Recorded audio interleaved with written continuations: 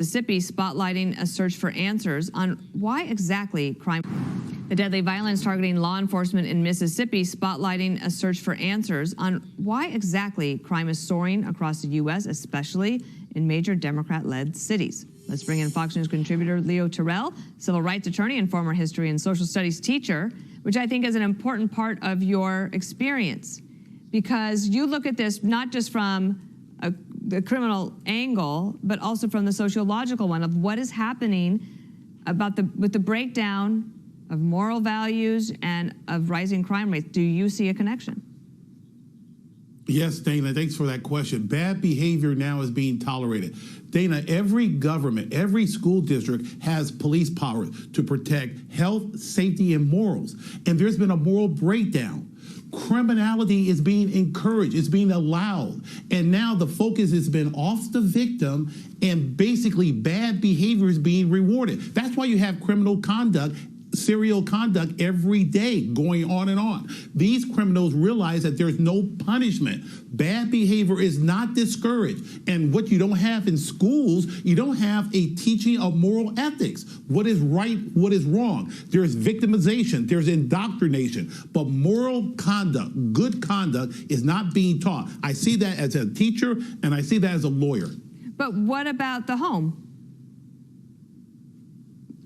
No question about it. It starts from the home, Dana. This is why the only way to correct what's going on in the schools and out in the streets is parental involvement. It has to start at home. Good conduct, good behavior. The question here is it has to be reinforced in school. It has to be reinforced in the application of the law. And it's not being reinforced. It's not being reinforced in school. It's not being reinforced with the criminal justice system. If parents don't do their jobs, it makes it impossible for schools and the criminal justice system to do their job as well. And if there's not consequences in terms of punishment, that's a problem. Here's a new Fox News poll. Voters are most likely to attribute rising crime rates across the country to a breakdown in moral values. Availability of guns was the second one there at 17%. But I also thought this was interesting, and maybe because we're getting a little bit more experience with it and talking about it more, which is weaker criminal penalties. That comes in now as number 3.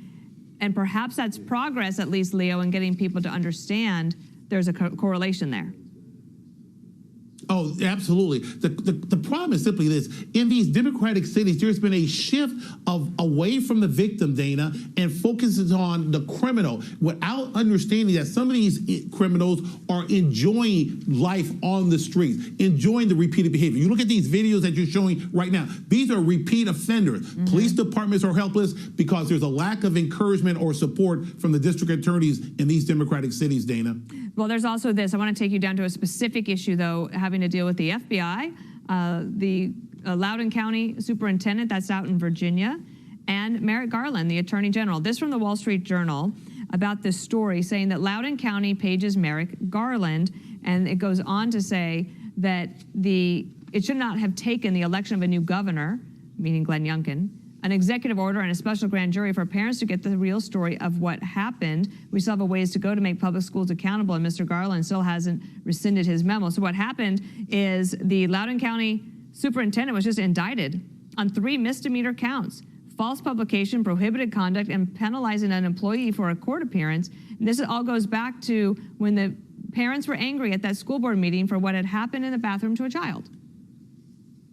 Dana, thank you for asking that question. Merrick Garland owes every parent, every concerned parent, an apology. He used that concerned parent whose daughter was victimized in a bathroom as the poster boy and the basis for calling parents domestic terrorists. Now a grand jury has indicted the school officials for their failure to act appropriately. Garland owes the American families an apology, but don't expect it, because when they're caught being wrong, this administration, like the Border Patrol whipping migrants, and there's a secure border, they're not going to apologize. But Merrick Garland has not found a single shred of evidence to call any parent, Dana, a domestic terrorist.